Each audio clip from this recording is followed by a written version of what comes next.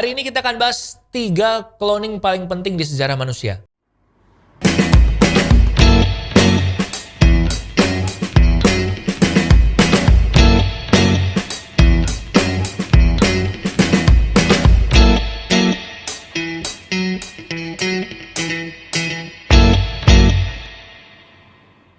Oh hi followers, welcome di Off the Record podcast Popo on the Radio. I'm your host Popo Kusen, dan hari ini kita akan ngebahas satu hal yang baru aja mengalami breakthrough minggu lalu, yaitu tentang cloning.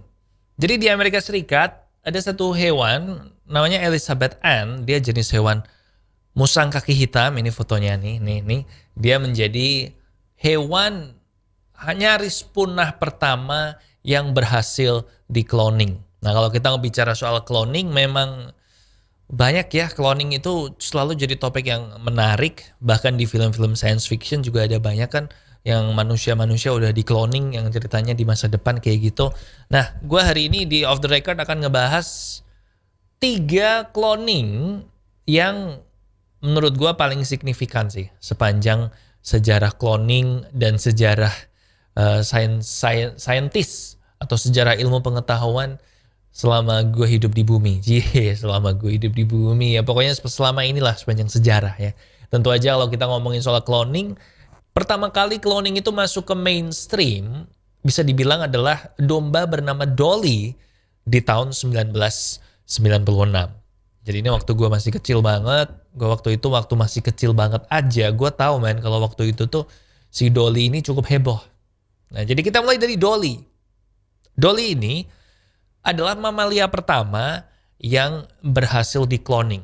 Dan ini maksudnya berhasil di cloning dan sampai di mata media adalah di cloning dari hewan yang udah dewasa. Kalau di cloning dari waktu sama-sama masih di sel telur segala macam, itu bukan sesuatu yang cukup breakthrough ternyata. Nah, si Dolly ini menjadi yang pertama di cloning dari hewan dewasa. Dia lahir tahun 5 Juli 1996, tapi baru diumumkan ke publik pada 22 Februari 1997. Nah, karena Dolly ini adalah hewan pertama yang di-cloning, maka tentu aja dia cukup sulit ya untuk bisa lahir ke dunia, karena si saintis di Skotlandia yang ngelakuin proses cloning ini itu melakukan 277 kali percobaan sebelum berhasil si Dolly ini jadi dilahirkan. Nah, waktu itu heboh banget, men. Si Dolly ini masuk ke majalah Time, dibikin artikelnya. Terus dia juga di-feature di majalah Science, disebut sebagai Breakthrough of the Year. Breakthrough of the Year itu kayak terobosan tahun ini. Tapi kemudian dia meninggal pada tanggal 14 Februari tahun 2003 di usia 6,5 tahun. Nah, padahal spesiesnya Dolly, domba yang jenisnya Dolly ini, itu biasanya hidupnya dia itu antara 11 sampai 12 tahun. Tapi si Dolly ini udah meninggal di usia 6,5 tahun. Dan setelah dilihat, bahkan sebelum dia meninggal pun, waktu dia umurnya sekitar 3 tahunan, dia udah menderita arthritis. Arthritis itu adalah penyakit pada sendi gitulah. Sendinya jadi sakit. Kayak pegel-pegel terus, tapi lama-lama nanti jadi bisa kaku, jadi nggak bisa gerak. Bahkan si Dolly ini pun jalannya udah kesulitan waktu dia 3 tahun.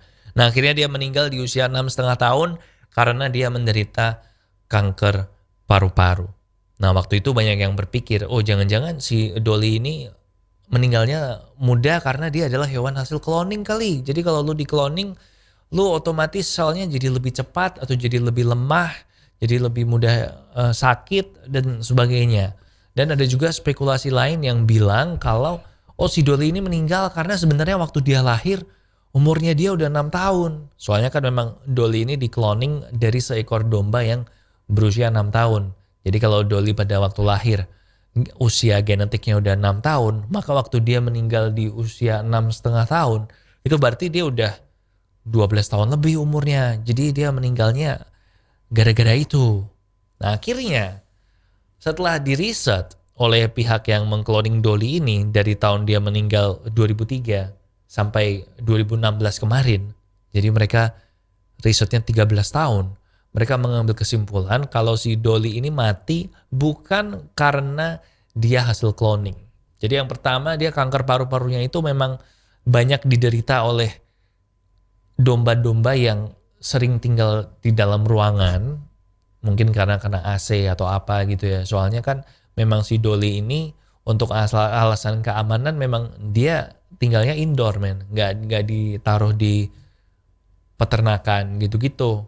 Nah pokoknya ada banyak sih studinya, penjelasannya banyak, tapi singkatnya pokoknya dia matinya bukan gara-gara cloning. Nah setelah Dolly berhasil di cloning ini, dengan teknologi yang sama ada 23 spesies mamalia yang berhasil di cloning. Mulai dari tikus, mulai dari kuda, mulai dari anjing, kucing, hewan ternak, pokoknya banyak lah, 23 jenis spesies. Bahkan di Korea Selatan aja mereka udah mulai mengkloning babi waktu itu. Soalnya kan babi itu di Korea Selatan adalah daging yang paling laris ya. Kalau lo buka di Netflix, ada Korean Pork Belly Rhapsody, itu ceritain tentang gimana orang-orang Korea Selatan itu demen banget makan babi. Jadi ada banyak banget lah semua bisnis di sana, restoran di sana. Jadi masuk akal sih kalau Korea pengen mengkloning babi supaya lebih banyak yang bisa dijadiin pork belly ya.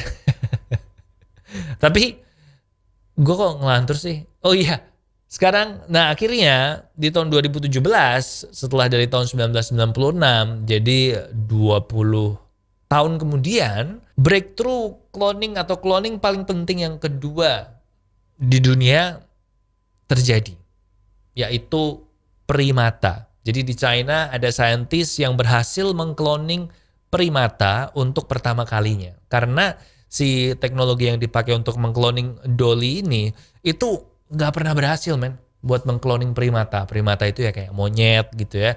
Itu nggak pernah berhasil men. Maksimal berhasilnya itu cuman bisa bikin hamil maksimal sampai 80 hari. Habis itu pasti pada gugur lah, atau ternyata ya gugur sih, atau janinnya ternyata embrionya di dalam situ nggak berkembang. Pokoknya selalu aja ada problem yang membuatnya jadi nggak bisa. Nah baru di tahun 2017 ini China berhasil melakukan cloning primata pertama.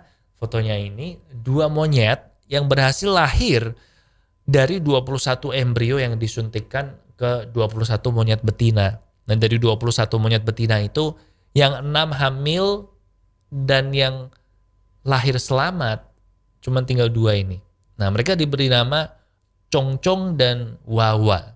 Jadi ini dari satu kata dipisah jadi 2 ya. Diambil dari nama Chonghua. Chonghua itu artinya orang Tionghoa. Dan akhirnya dipisah namanya jadi Chongchong dan Wawa. Nah waktu itu waktu ditanyain si saintisnya, kenapa kok memutuskan untuk mengkloning primata ini? Soalnya kan kalau kita udah bicara soal cloning primata, monyet yang secara genetik adalah saudara terdekat kita sebagai manusia, berarti kan ini bentar lagi mereka bakal mengkloning manusia dong. Dan kalau udah bicara cloning manusia, wah masalah etisnya kayaknya nggak bakal selesai main kalau dibahas di sini ya. Nah, saintisnya bilang kalau sebenarnya mereka mengkloning primata ini dengan tujuan supaya bisa mempelajari penyakit-penyakit yang ada, yang jadi kayak penyakit Parkinson's atau penyakit Alzheimer's, itu mereka bisa mengobservasinya pada hewan-hewan hasil cloningan ini. Jadi memang mereka berencana untuk mengkloning si Chongchong dan Wawa ini, dan akhirnya nanti tiap hasil cloningnya itu, I don't know man, mungkin dikasih penyakitnya Alzheimer sama Parkinson, terus mereka bisa menelitinya, dan karena monyet ini saudara dekatnya manusia dari segi genetik, mungkin mereka jadi bisa lebih ngerti gitu gimana cara mentreatment atau bahkan menyembuhkan penyakit Parkinson's dan Alzheimer ini. Ya kalau kita mau ngomongin soal etika mengkloning manusia segala macam, kayaknya bukan di episode yang ini ya.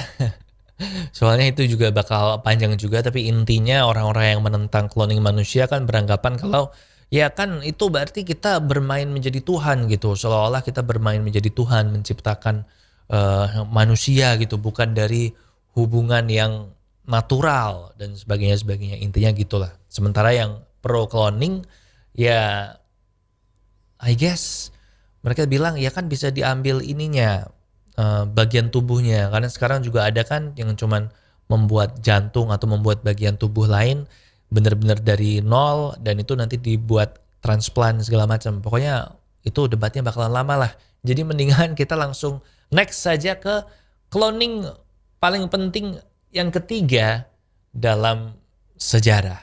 Nah ini yang barusan aja terjadi ini. Jadi si Elizabeth Ann, ini fotonya lagi, si musang berkaki hitam ini adalah hewan yang nyaris punah pertama yang berhasil di cloning. Jadi Elizabeth Ann ini adalah genetic twin atau kembar dari musang kaki hitam yang bernama Willa. Dan ini yang ngebedain sama cloning yang lain adalah karena Willa ini udah mati sejak tahun 1988 men, alias 33 tahun yang lalu dia udah mati. Dan akhirnya udah bisa di-cloning. Nah si Willa ini memang sel-selnya disimpan di Frozen Zoo di San Diego Zoo. Jadi di kebun binatang San Diego di Amerika Serikat itu one of the biggest zoo in the world. Itu mereka punya departemen Frozen Zoo atau kebun binatang beku di mana di situ mereka menyimpan sel-sel hewan yang udah mau punah, pokoknya endangered species, supaya dengan harapan di masa depan nanti kalau udah ada teknologinya nih, ini bisa diciptakan ulang dengan cara cloning. Frozen Zoo ini berdiri sejak 40 tahun yang lalu, men. Dan setelah 40 tahun mereka cuma nyimpenin aja, akhirnya sekarang mereka merasakan manfaatnya. Memang benar ya kalau ada yang pepatah bilang, good things come to those who wait. Hal-hal yang bagus itu terjadi pada orang-orang yang sabar, yang menunggu waktunya. Dan di kasusnya ini 40 tahun men mereka menunggu sampai mereka bisa bermanfaat. Nah si musang kaki hitam ini memang adalah salah satu hewan yang paling hampir punah di Amerika Serikat. Bahkan mereka udah terdaftar sebagai endangered species sejak 11 Maret 1967. Dan bahkan sebelum tahun 1981, orang sempat berpikir kalau wah mereka ini kayaknya memang beneran punah deh. Sampai tiba-tiba seorang petani di Wyoming di tahun 81 menemukan ada sekelompok musang kaki hitam dan sama dia diselamatkan dan dibawa ke cagar alam, ke Suaka Marga Satwa gitu. Dan ya kayaknya tapi tetap nggak lancar ya. Mungkin mereka malu gitu, nggak berani PDKT, nggak berani nikah satu sama lain. Karena saat ini yang terdaftar itu hanya ada 7 hewan musang kaki hitam aja di seluruh dunia. Men. Cuma ada 7 hewan, 7 ekor. Itu termasuk yang si Elizabeth Ann yang barusan cloning ini. So ini gue bilang penting sih. Karena ya gimana ya, kalau hewan-hewan pada punah itu gue ngerasa kayak sedih gitu ya gak sih. Dan itu kan nanti ada hubungannya sama habitat dan ekosistem, jadi nggak imbang dan macam-macam lah. Nah si Elizabeth Ann ini umurnya sekarang, dia lahirnya kan Desember nih, baru diumumkan belakangan ini. Jadi dia sekarang umurnya sekitar, dia lahir 10 Desember, sekarang tanggal berapa? 20-an Februari lah ya, berarti 2 bulan lebih. Nah ini fotonya dia waktu umur 68 hari. Nah hopefully sih emang dia beneran sehat ya, nggak kejadian kayak Dolly lagi yang matinya jauh lebih cepat, walaupun menurut hasil studi nggak masalah.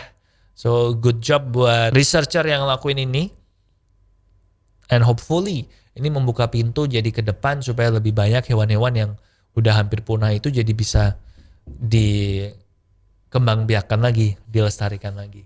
Nah langkah selanjutnya dari mereka cuma menunggu dan berharap supaya si Elizabeth Ann ini pada saat dewasa dia bisa punya anak, dia bisa subur, fertile. Karena memang hasil studi terakhir soal cloning itu banyak yang bilang kadang bisa berakibat jadi nggak bisa subur, nggak bisa punya keturunan.